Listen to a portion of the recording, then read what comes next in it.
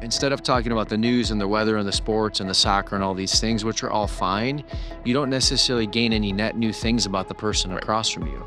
So just using language like, hey, what's bringing you energy lately? Or what's something you're proud of? We know that like in marketing, the phrase of like know, like, and trust. Yeah. Like those things, when you get people to know you, when they can like you, then they will trust you. When they trust you, that's when they'll buy from you. Special. Be where your people are. Follow your tribe. Get in the room with the people you aspire to be like, and that'll pay dividends for years to come. On episode 503 of the podcast, we are talking about how to stop hiding behind funnels and let people actually get to know you. Scary, I know. We also go over why the events that you're skipping might be your smartest marketing spend. And then finally, what life lagging is quietly costing you at home and in your business. What up, friend? Hey, I'm Ryan Coral, and I want to welcome you to the Grow Your Video Business podcast, where I'm here to help you build a business that actually fits the life that you want. Today, I've got my friend Mark Ostach back in the studio. Not this one, but the actual Tell Studios studio. Mark is a speaker. He's an author on human connection and digital wellness. He's spoken at something like 4 Onward summits, and he's the guy who once got a room full of grown men crying inside of 20 minutes. So, low-key, no big deal. We get into why our attention spans are shrinking on a schedule, the time that his son called 911 from a corded kid's phone, and what the sheriff had to do with it.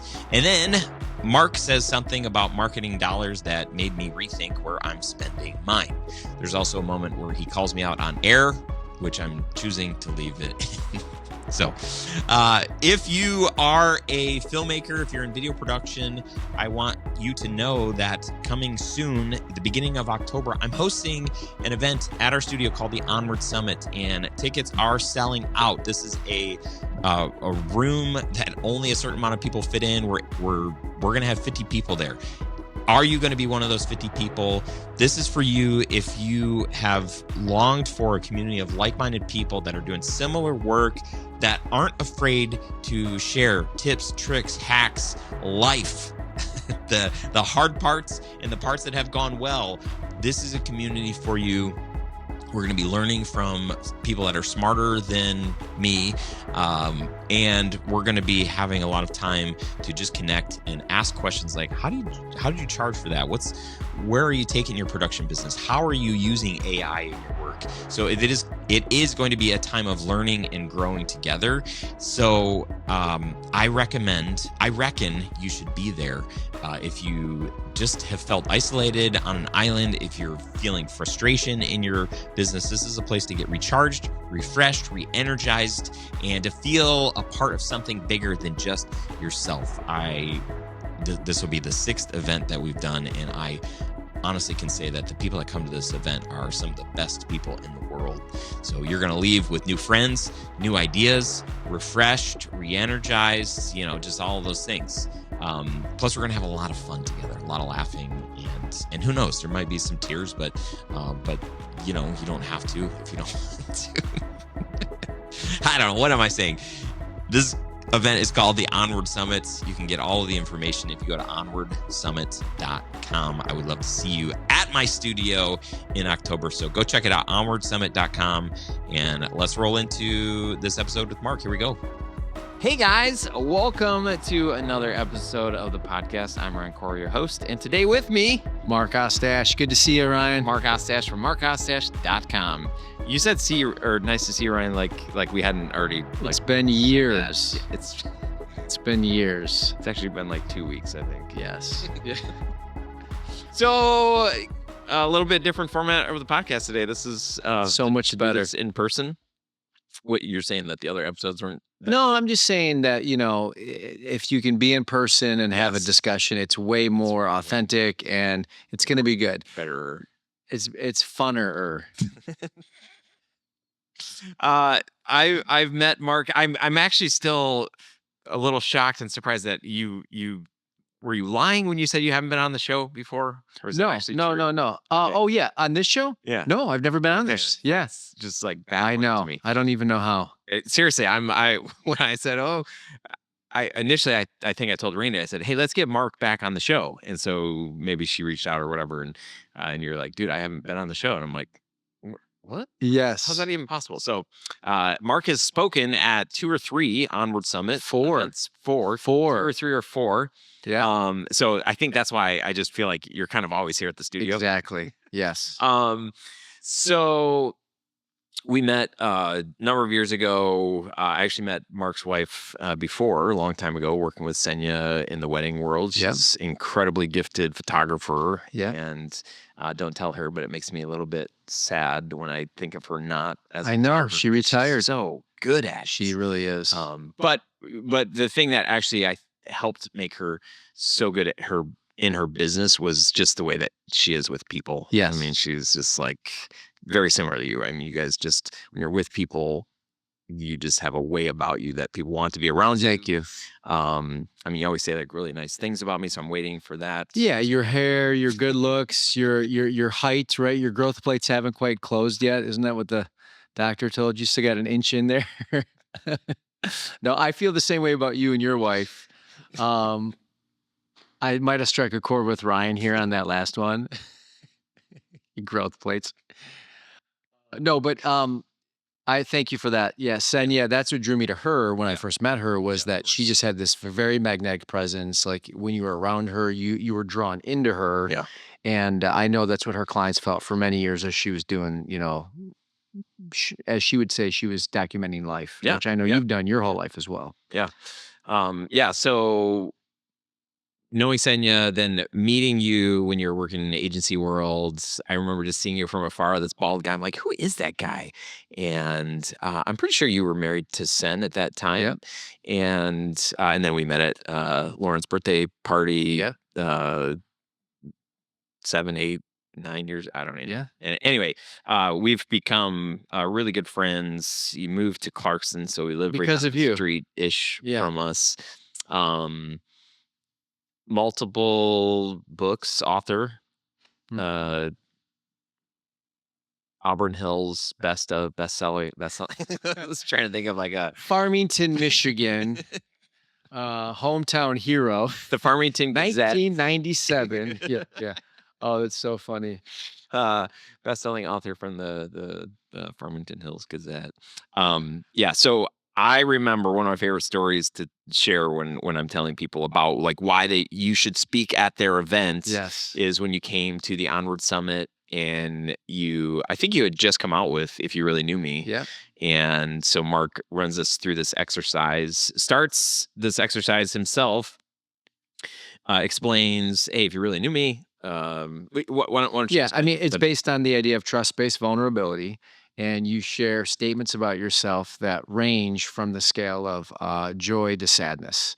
And it's meant to just offer up kind of who you are, that oftentimes we don't get to right away. And you wait till like the third day of the conference to give a share where you're like, oh, you too? Yeah. So If You Really Knew Me is a way into a little bit more quicker connection. Yeah, and the way you described it was like mild, medium, hot, or spicy. Vulnerability as a spice, mild, medium, or spicy. So Are you basically heading to the point where I got 16 men to cry? Yeah. So that was like, so Mark shows us, he said, okay, for example, hi, my name's Mark. If you really knew me, you'd know that, I'm from Farmington, Michigan. If you really knew me, you'd know that I played high school football and college football. Yeah. Right. Yeah. And then next level, okay, if you really knew me, you'd know that I've got a brother with special needs. If you really knew me, you'd know that my parents just got divorced. If you really knew me, you'd know that I struggled being a parent because I feel like I'm still being parented myself.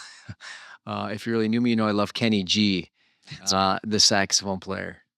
And then transitions to like, really deep, vulnerable. And then you would ask, like, is anybody, who else wants to try? Who wants to try? So we had somebody come up and the first person just like, because you gave the permission, because you showed us what it look like to Yes. share in a Yes. group. And at that point, it was all guys in the room. And that first guy, I mean, he shared and he got to that stage 3 and just started bawling. Yeah. And it was really like, wow, like this is powerful. Mhm. And then you said, hey, we'll do like 3 or 4 people, and then the beautiful screensaver will come up. Yeah. And it's just like feels like we're on the beach. So somebody else came up and did the same thing. And again, like this person got like Yes. really emotional. And we had not too big of a room. And I remember you asking, like, Ryan, can we just like kind of keep do the going whole and room. and we did the whole room. Yes. I'm not sure every single person cried in front, but there was not, from the start to the finish of the whole exercise, everybody was like Yes. doing this. I don't know if the air quality was really bad, but things were in our eyes. Yeah. It was beautiful. It was a powerful, powerful moment. But you're so right. I've hosted a number of events since then, and I just always remember that if I can start by sharing stuff that's real, it gives people permission to do the same. And then if you're together for 3 days, Yes. you've got this connection that, and you feel like, man, I'm in a safe place where the stage has been set to just be like, you can show up as who you are. Yes. And at least the community that I'm trying to cultivate is one where it's like, that's the best place and the best approach is just to be you. And we're going to come alongside you and do our best to love you and support you and help you move forward. Yeah. It's been, I would say, core to the work that I've had a chance to do. But even to that end, like even if you don't want to be ultra vulnerable with people, I think over here you have this space of like just intentionality with your dialogue. Yeah. And you're a great gatherer. Like you bring in people. I've been to breakfasts here at the studio that have been a mix of people that I never would have been in front of. You've had parties at your house. And I think we have a similar connective power. Yeah. Where if you're together, let's be intentional. So even just there's a new topic that I've been teaching teams and leaders, and anyone. It's called generative dialogue. And it's based on the idea that with the age of AI and all this generative output that Claude and Chat and all the things that you and I use on a daily basis, that generates an output, and that's for you to kind of consume. Generative dialogue says, how do you generate insights about each other quickly? So instead of talking about the news and the weather and the sports and the soccer and all these things, which are all fine, you don't necessarily gain any net new things about the person across from you. So just using language like, hey, what's bringing you energy lately? Or what's something you're proud of? Or what's something you're looking forward to? Or if you had a year off of work, what would you do with your time? Or what do you feel like God is teaching you if faith is an important aspect of your life? Any of those questions generate way more intel than, hey, dude, did you see the big game where everybody, it's like, yeah, I saw it. Did you see it? Cool. Hey, what about the weather? Yeah, it's hot. Oh, it's cold. It's rainy. It's snowy. It's like, cool. See you never. So generative dialogue is another way to say like, hey, I'm not ready to be like all vulnerable here. I just met these people. But both of them go after the heart of the person, and people want to share. People want to get more, closer. That's the assumptive kind of area that I've based the last 7 years of my career in. Yeah. What's interesting as I'm listening to you even talk about, people want to share. I think the people in the video industry, most of them love documentary style, real, authentic storytelling. That's what we do with our clients, get them to do that. And so I think for a lot of us, even if we're not used to sharing like real deep stuff, to have an opportunity to do that, it's a lot easier, I think, for people in this industry, because that's the kind of stuff that we're drawn to in our work, but also like in our, day-to-day lives. Yeah. So I don't know if it's a unique or a superpower or something, or I think some people would call it a weakness. But for us to be able to go deep, because we're just used to doing that and trying to get like our clients to like go deep and get to the heart of the thing.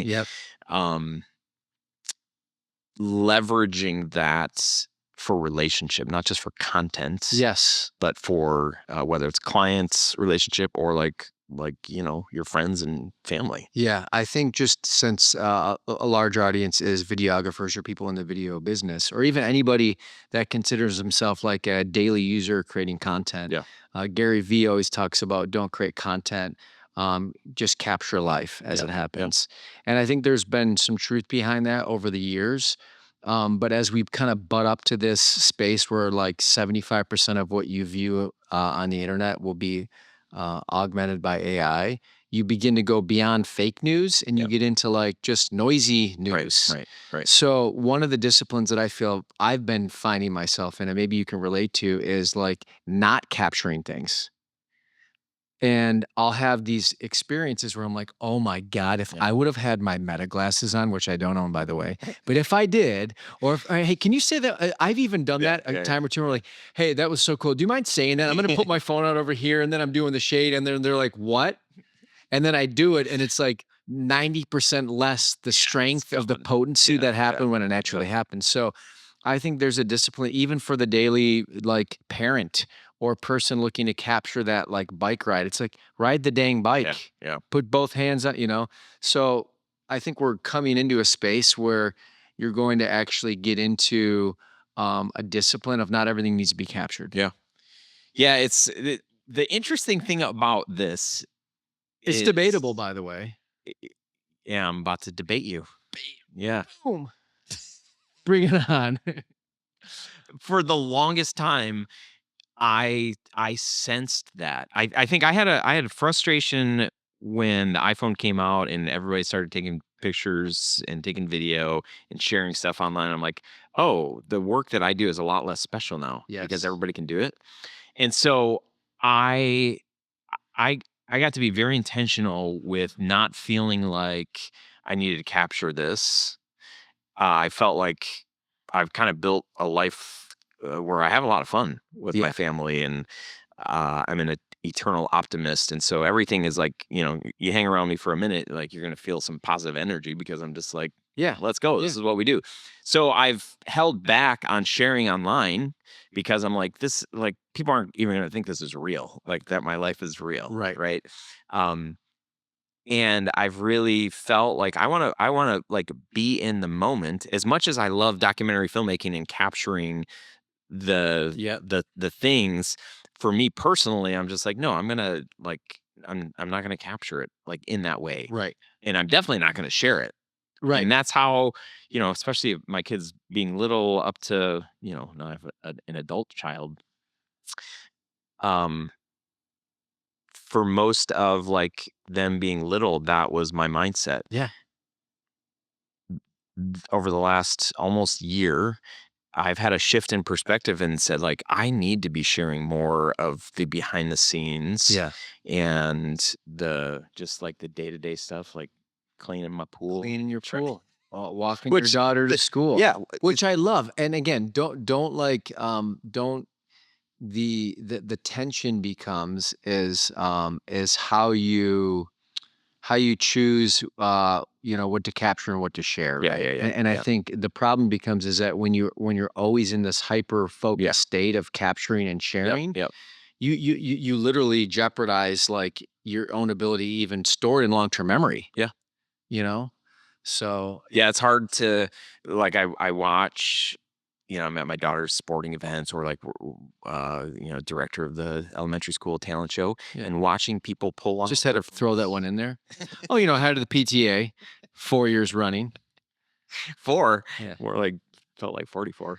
But people pulling out their devices and like being so focused on this screen that's this big when the life and everything, and just got 360 everywhere of this happening. You're missing the memory. You're capturing it, but you're not fully present. Yeah. And that's where I've really pushed hard for the longest time. So now I'm in this weird spot of like, no, I'm going to I even if I'm capturing my daughter like running track, I'm trying not to be like, super locked in here. I'm trying to like, capture it as good as I can here and like still like be present like this. Yeah. But I'm also sharing a lot more like personal things that I've held back on. Yes. And I think, I don't know if it like comes down to intentionality or what it is, because I continue to wrestle with it, because I don't want to be the person that's like, I got to capture like every single moment. We're watching the show The Pit. Have you seen this? Oh my gosh, it's so good. But there's this like YouTube, this couple, they capture, they do parkour and whatever, but she comes into the emergency room with her partner guy that she does these videos with. He's like dying, and she's got camera and is capturing, and it's just like, in that there is like a reality to that. There are some people that are just so fixated on it's about the content, like I got to build the subscribers, the channel, all the stuff, and it's like, bro, like there's real life happening here. Yeah. And oh yeah, it's you don't want to miss it. And let me bring us back to more of like the lay person. So again, I'm not anti-tech. I love my phone. I use it often, probably sometimes too much, but I'm pro presence. Yeah. And I think presence is not only a skill or a state that people are going to become more mindful of. Yeah. But if I may, I'd love to share an interesting tidbit from my upcoming book called The Gift of Connection. Upcoming book. Oh. So there is a yeah, exactly. So I introduced what's called Mark's Law in the book. And Mark's Law suggests that every 10 years since the year 2000, our attention span, our ability to focus, decreases by 2 seconds. So if you had a 13-second attention span in 2000, by 2010, it would be down to 11, 2020 down to 9, 2030 down to 7, right? So as we continue to push towards like lack of focus and attention, that impacts your ability to produce and do and just remain in the game of life. And you see it most when you're, well, I'll back up. So our attention span's decreasing, we get that. How it plays to daily life, picture yourself in a Costco parking lot. Can you picture yourself there? You are so pumped. You're going to go get your toilet paper, your paper towel, your free samples.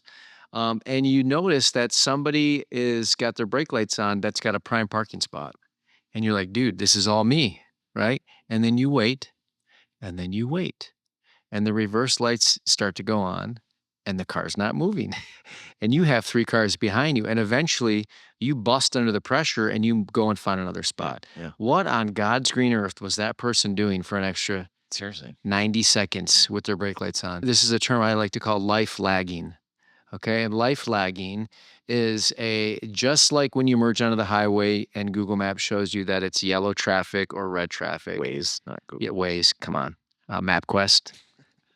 But life lagging is the same thing. And it's starting to impact the home life and the work life and the public life. And that's producing unnecessary lagging to things that should necessarily have like a regular flow, even with Sen and I making lunches for the kids, which is one of the things that we hate doing because you're always exhausted. And you're like, oh, the last thing we got to do before we have Netflix and a half an hour on the couch is make lunches. So for me, I'm like, dude, 2 minutes, like you get 2 pieces of bread. Maybe you have some sort of protein there. And then I'm throwing in snacks. Usually I'm eating half the snacks I'm packing at 9:30 and it's done. Maybe 3 minutes, 4 minutes tops. Senya's like, hey, I'm going to make lunches. Will you go upstairs and make sure the kids don't kill each other in the bathroom with their toothbrushes? And I'm like, sure. So I'll go up, I'll do that, fold some laundry, fluff the pillows, put the kids to bed, tuck them in. I come back down and the lunches are still not made. And she's standing there with her phone and she's responded to a friend in prayer who is in crisis. She's got a group text with like 7 people sharing a recipe on like no bake brownies. I can hear the Voxer noise going off. Yeah, exactly. And it's not because she's a bad person or that's a bad moment. It's because she's life lagging and she's being bombarded at 10 o'clock at night with a bunch of BS that's impacting her ability to do a simple task to then go to bed. Now, imagine, by the way, that happens to me too. Yeah, I was going to say, like, if we're comparing, if we're talking about like who's a better person, Sen is definitely better for like 100 times. Downright at the core. Yeah. Yeah, better person. But it's not about Sen or me. It's about 1/4 of your entire life will be spent on a screen. Yeah. So when your heart is beating and you're present, showing up like you and I are here, you're more likely to like stay in the flow of life. Yeah. When you're on the screen, your digital pulse that represents 400 million heartbeats of your life is up and down all over the board. Yeah. Because you're being sent in all these directions, continuous partial attention. And before you know it, you can't even make sandwiches in 5 minutes, right? So I think there's more at stake. Yeah. Because as you know, time is the most precious commodity on earth. And where your attention goes is where your focus goes and your attention flows. That's how you produce the things you want to do in life. Right. I'll get off my bandwagon. Yeah. So you get have the a point. you have a book coming out. Oh wait, that. Oh yeah, I'm sorry. Yeah, you were talking about Netflix, and then Andrea and I sat down and watched. Dude, what is this? A podcast or is this a digest of your what you're watching on the media? Come on, this guy over here. No, that's really good. I think I enjoy our conversations where we talk about the balance, trying to figure out healthy balance, and then you add in the mixture of kids. You talk about like every 10 years our attention span goes, and you're talking about like us who are in our 40s who've been around for a hot minute, but we didn't have technology like this way back in the day. So kids today, like if we've had 40 something years for attention span to grow, and now it's kind of like, oh, it's shrinking. Yes. These kids, like they haven't had nearly as much time as we have had. So like, it's like, oh shoot, like they're those skills need to be developed. Yeah. Yeah. Well, I'll tell you a funny story. Are you going to throw son under the bus again? No, I'm not. First of all, my wife is amazing. She's noble, Proverbs 31 woman, #, best wife ever. Seriously though, she knows this. But I just hold on, my text message is blowing. Yeah. Can I give you a piece of advice? Yeah, please. So next podcast you're on, Yeah. find a story where you're the bad guy. Okay, cool. Yeah. Exactly. So the other day, dude, I'm giving the kids a bath and I was like, hey, Mr. Email, quit buzzing. Yeah. And you're watching shows and the kids are almost drowning. Here's my wife. She just literally like rewrote the Bible and she handwritten. She's like, Mark. She wrote it in papyrus probably too. No. So a great book called The Anxious Generation that was written by Jonathan Haidt. It's, New York Times bestseller, amazing. He really is the first one to break through the mainstream media to demonstrate that long-term impact of screen use on adolescent development is true. Yeah. And even with adults, even though the book says anxious generation and points to kids, it's actually all of us. Yeah. So one of the things that we've done is he basically says no phones till you're 18. Phones in schools, and have a play-based childhood, not a phone-based childhood. So you're starting to see other startups and other kind of movements that are actually practical and give you things to use and do to delay the phone, right? Yeah. So we have a tin can, a great company, great name, but it's actually a really cool corded phone that plugs into Wi-Fi, so you don't need an old phone jack, and it gives the kid a chance to call anybody you need to call. So that way, if you leave and your kid's 11, they still have a way to get a hold of your neighbor or 911 or your grandma, right? So the kids get it. It's like week 1. I literally have maybe 17 voicemails from the children on their tin can because they're just calling me constantly, right? So the other day I go to leave for work and I see Joby and he's up. That's my son. And I'm like, hey, dude, you want to play a quick game of pickleball? And he's like, oh, yeah. So I'll do anything to avoid work because it's work. So we're playing pickleball and he says, hey, Dad, real quick, come here. And I come over here and say, I got to tell you something. I said, what? And he said, I called 911 on my tin can and but I hung up really quickly, Dad. I just was testing to see if it worked, And I was like, man, And I was like, well, thank you for telling me. I really appreciate it. And we got back to the pickleball game. It's like 9 to 11, playing to 15. And all of a sudden I see a sheriff cruise slowly past our street. And I'm like, oh my gosh, I know what this is about. Yeah. It's like 7:55 in the morning. So I wave the sheriff down and we're on a little dirt road. And I say, I bring my son, I bring Joby to the sheriff. And I was like, are you here for the 911 call? She's like, yes. And I said, okay, well, You got to arrest him. yeah, You're like, it wasn't me. yeah. I said, so let's have a teachable moment here. I kind of like was the mediator between the sheriff and my son, who was very embarrassed Yeah. and very scared. And we had a really good teachable moment. It was fantastic. And then I get inside and I tell Sen, and she's like, she's like, I can't believe they did that, you know? So then her and I had a little powwow. Backseat of the car. Her and I had a little powwow, and we're like, well, all right. So like, he learned the lesson, but how do we give him a consequence that like suits the crime, right? Yeah. So 90 days in juvie, obviously. Was that?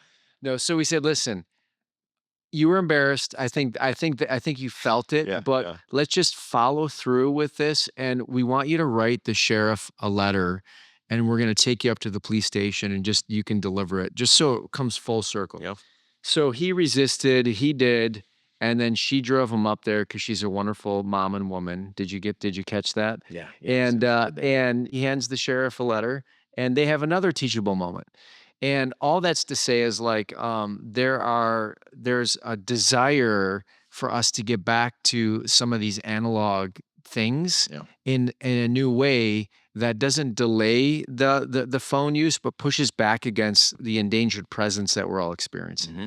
Yeah. How do you? So you've been speaking, writing books, and this has kind of been your gig for how many years now? 7 years. Yep. That's crazy. The majority of the people I'm hanging out with are filmmakers, creatives, people that are making stuff. When you think about the work that you're doing, having the conversations that you're having, working on this next book, what's a piece of advice that you would have for somebody like me that could be, I don't want to put words in your mouth, but being fully present, or I'll just stop there. Well, I think advice for you is actually real advice for you, because it's something that we've talked about for a while. But I think that when you create content from a desire to like get that behind the scenes, the more, I know vulnerable is a kind of a popular word, but where you're like, you're sharing a perspective where you're the guide, and the person reading it or seeing it is getting perspective that they otherwise wouldn't have had you not guided them in this space. So I think like, and authenticity and showing up more human, these things that sound buzzy, because they kind of are, but when done correctly, they're super powerful. Like I've sent you a few messages lately because you've been on a really like momentous journey in the last 6 months on doing just that. So you went from like creating funnels and content and things that you thought would drive sales or business or things like that, to now you're creating, behind the scenes of your big walk, or your middle school garage band failure, and your long hair with your poison infused, but all these things like make me know you more, want to read more of what you write, and I'm just more naturally interested in what you got going on. So I would say like, come from a place of authenticity first, and don't worry about who isn't going to relate, because I guarantee someone's relating way more than somebody just being like, oh, that was, another email from Ryan, Yeah, it is. This journey of sharing and creating content and just showing up as a person has been fascinating to embark on. I mean, if you follow along for 2 seconds, the last couple of weeks I've been sharing about my pool.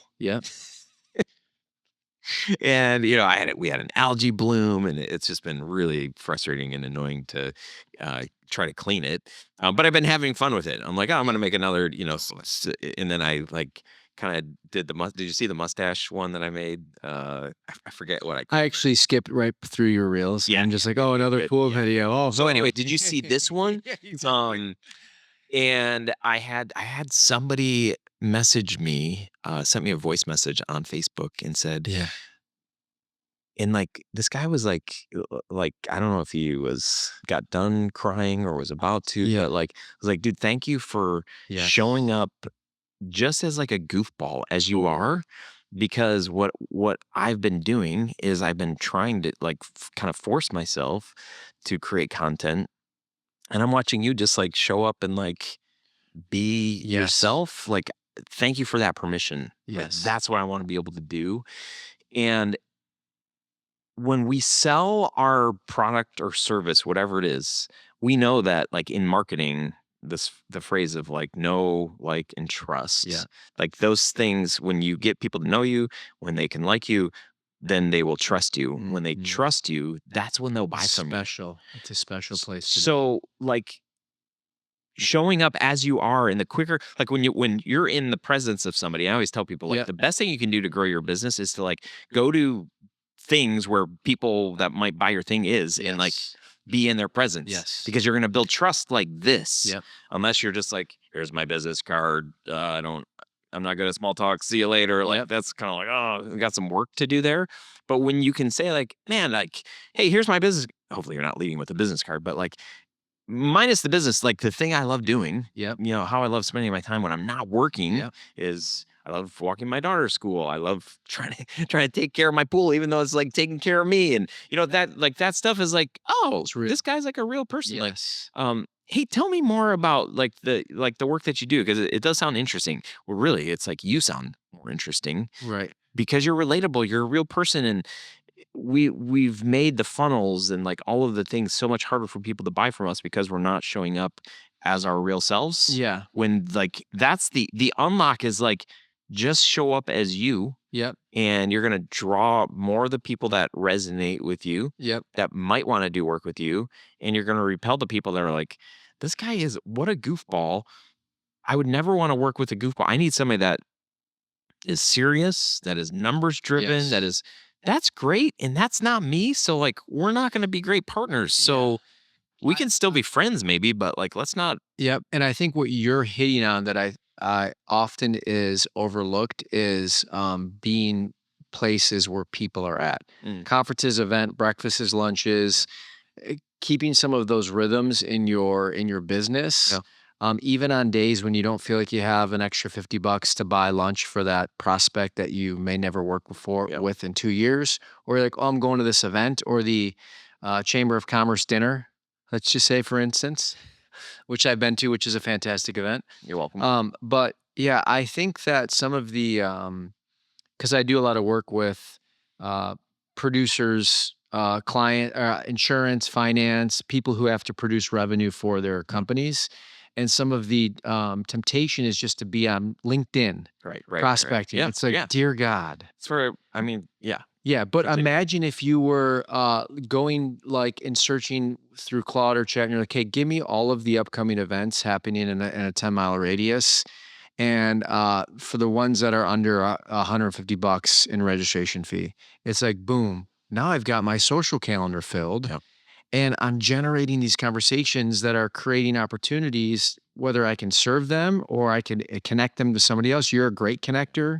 Hey, you should talk to this person. So you got to get out there. You got to, you got to hit the streets. You got to be in front of people. And then when you're in front of people, be intentional and don't be afraid to either ask for help or offer what you have, because that's what you're doing for what you're doing. Yeah. Yeah.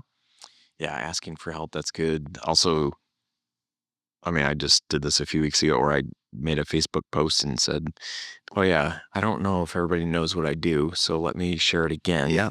Even though I feel like, oh man, I'm going to just annoy people by like sharing this thing, but I keep hearing this and I keep saying this. Nobody actually cares. No. Yeah. Yeah. Nobody's watching your stuff. Nobody, I mean, they are, whatever. They are, and you'll catch the right people at the right time. Right. What I'm always intrigued about, and I've done a little bit of this, because I again, part of my bias is I've had, and you maybe can relate to this, just resistance to consistently posting. Yeah. And that resistance comes through from a number of factors. But I do want to dismantle the belief that you need to be active on social to create a successful business. Yeah. I think that is, I mean, you got to have a website, right? But the question is, can you have success and revenue and profitability and not be posting on social media? I think the question's yes. The answer. Yeah, the answer is yes. Yeah. But it just, it just feels productive. Yeah. And so does emailing. Yeah. But guess what even feels more productive? Doing the work, Right. knocking on the doors. I started my entrepreneurial endeavors knocking on doors, selling power washing and deck sealing services. Right. And one summer I knocked on 300 doors. Oh my gosh. And my line was, hey, we're in the neighborhood and we're doing one of your neighbor's deck. Would you like to be added to our, our next week's, schedule? Oh, which neighbor you're doing? Oh, that one over there. Whoever's gonna say yes, And before you know it, I find myself with like 20 no's, and then I'm sitting down having a conversation with like a lady. She's offering me a Coca-Cola. I hear her whole life story, but then I leave with a deposit check of $150, and I feel like $1 million because prior to that, I didn't even have any work. Yeah. And I think another thing for most small businesses is that the truth is that most of us operate in a month-to-month place.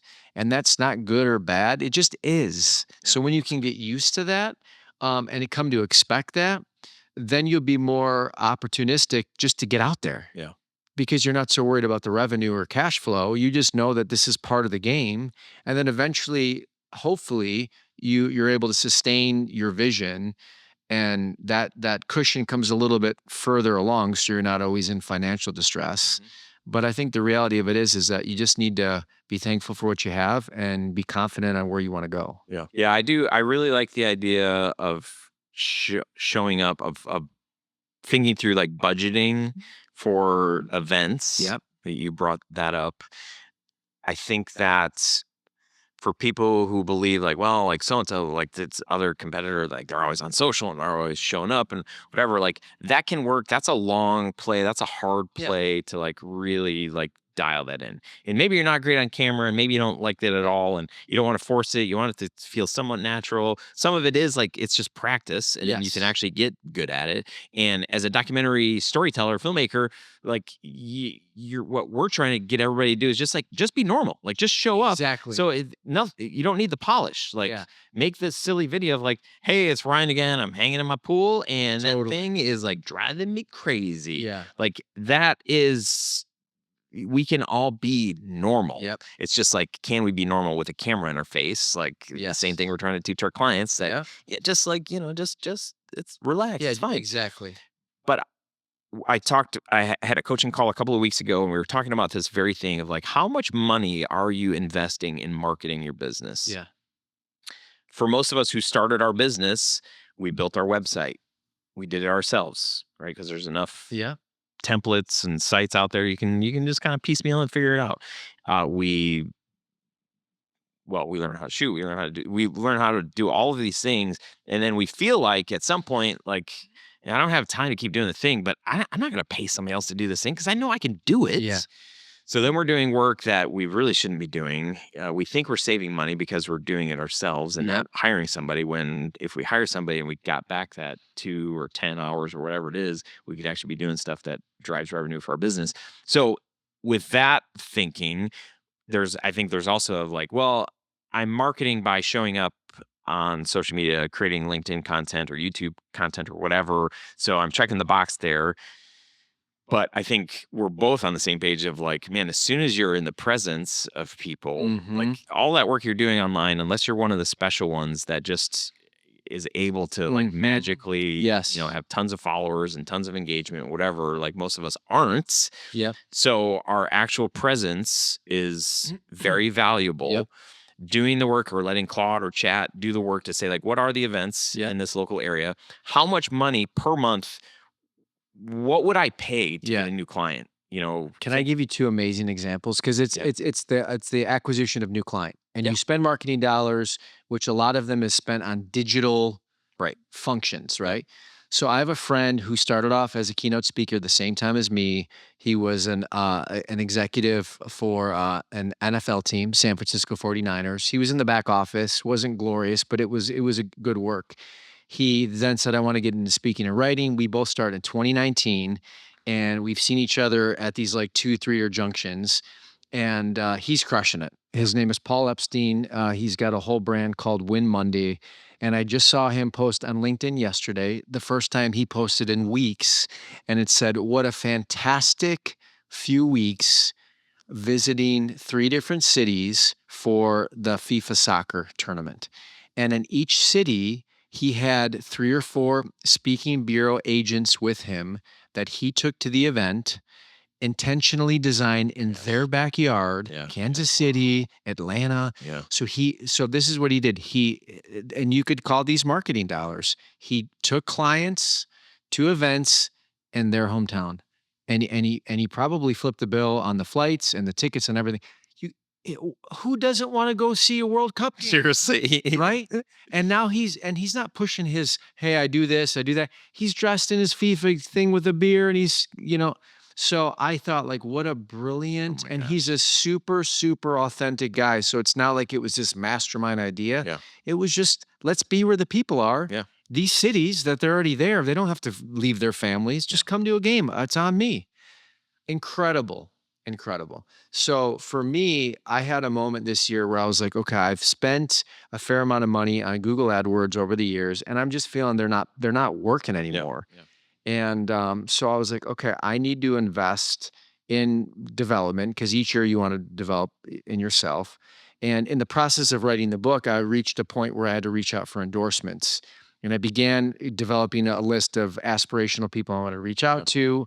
And most of them said no or didn't respond at all. But one of them who I really admire is a guy named John Acuff, who great speaker, author, wrote a book called Soundtracks that brought you and I together at a Need to Breathe concert. We'll save that story for another day. Yeah.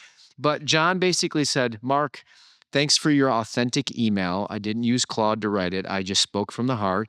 He said yes, but he said, by the way, no pressure. I'd love you to come to this curated event in Franklin, Tennessee, with 20 other speakers, invite only, and it's a $7,500 price tag for 2 days. And guess what? I'm going in 2 weeks, and I can't wait because I get to be in the room with John, learning about my stage mechanics and publishing and launching books. That's more valuable. That $7,500 on the 2 or 3 days I'll spend with John and that team is way more valuable than any amount of Google AdWords I could ever spend. So be where the people are, be where your people are, and get in the rooms with people that are doing it, that you want to be with. That's why the Onward Summit's been such a hit. I love it. Are you doing it again this year? Amazing. Are you going to buy everyone books? There will be books. My book. Probably. Are you going to ask me to speak for free for the 5th year in a row? You can't say that. Dude, I pay top dollar for my speakers. Thousands of doll hairs. Thousands of No, it's like you believe in the 5th Amendment, free speech. That's why it's a speaker joke. Anyways, no, the moral of that point is be where your people are. Follow your tribe. Get in the room with the people you aspire to be like, and that'll pay dividends for years to come. Yeah, and like just real tactical is, what would you pay for a new client? Yeah, like how much money? So for me, let's just say I did this math a few years ago, and an average invoice that we were sending a client was like $17,000. Yeah. So in my mind, I'm like, how much would I pay for? I know how much my margins typically are on that, and so how much would I pay for a $17,000 client? I like, would you spend $100? Like, yeah, in a heartbeat. Would you spend $500? Yeah, in a heart. Would you spend $1,000? I'm like, that's a heartbeat too. Yeah. I'll spend $1,000 every day to make $17,000. Yes. So figure out, like, what is your average client worth? What is your profits, right? Because you can't lose money on stuff. So you need to know, like, how much of that profit would you put toward winning that business? Yep. And then think through, like, what are the events in my area?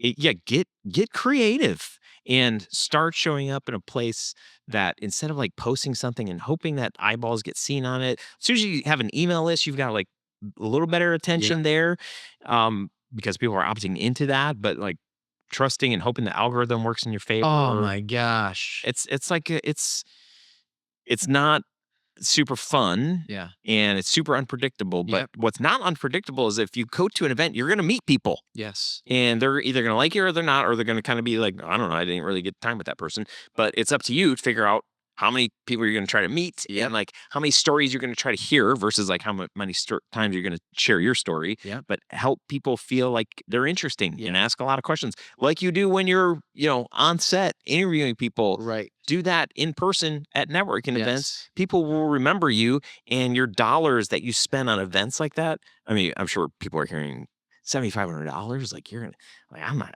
That's a lot. Days, and you get your flight and your hotel. And but for where you're at with what you're doing, I mean, like John Acuff, I mean, that's like the place that you need to be. That's it. So for me to think through what event or what person who would need to invite me to whatever thing and like how much money, it's like, shoot, like it would be worth a lot of money if I got into that room, knowing that there's, these kinds of people, my takeaway is going to help me charge more money or do this thing. It becomes a no-brainer at some point. One of the speakers who's part of this 20-person tribe on a Zoom call shared how she also has a book coming out. And she was at an event recently. She was attending the event, and Mel Robbins, Oprah, and somebody else was there.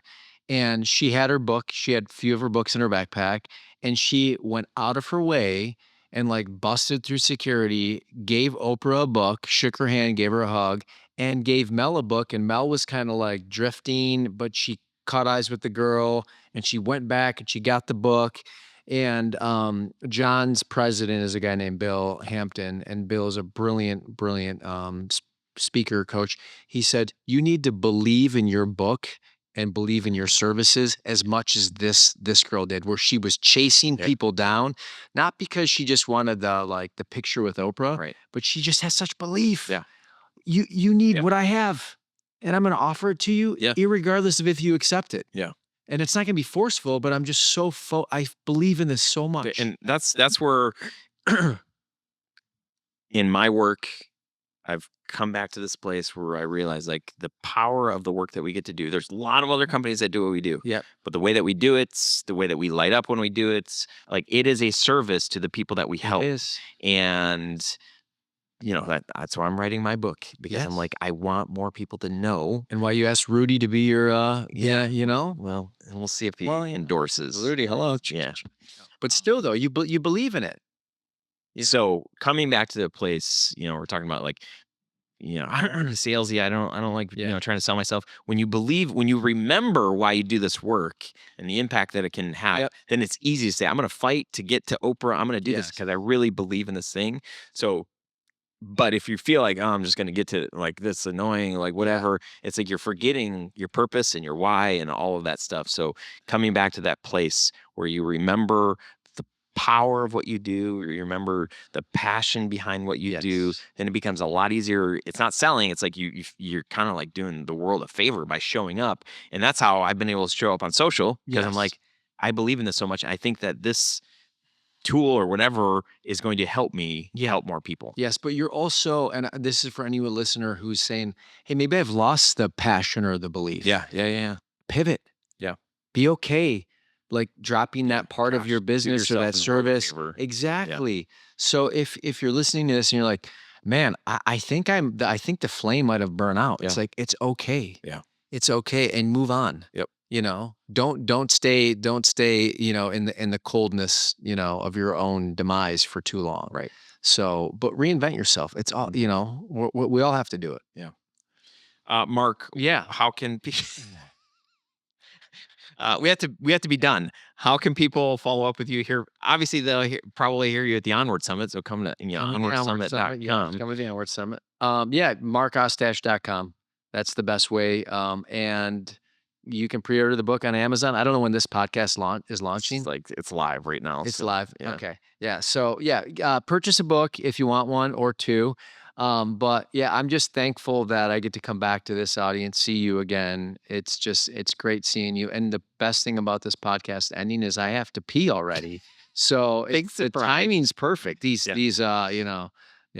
But no, it's been a pleasure to be here. How do I land the plane from that? I'll help you. Yeah. Thanks again for being here. Really appreciate you. And I'll bring you back for a third time on the podcast. come to my MySpace page, fax me, send an airplane with a goodbye. Hey, thanks so much for tuning into this episode of the Grow Your Video Business podcast. If you got something out of today's conversation, do me a favor, share it with a friend or post it on your socials. Tag me at Ryan Coral or at Grow Your Video Business. I'd love to know what resonated with you. If you've got a question or takeaway, drop a comment wherever you're listening or watching this. You can also shoot me a message. I read every single one. And hey, if you haven't already, make sure to subscribe so you don't miss the next episode. We've got more stories, strategies, and behind the scenes insights coming your way to help you build a business that you love. Keep creating, keep sharing your story, and keep showing up. I'm cheering you on. Thanks for watching. Thanks for listening. See you next time.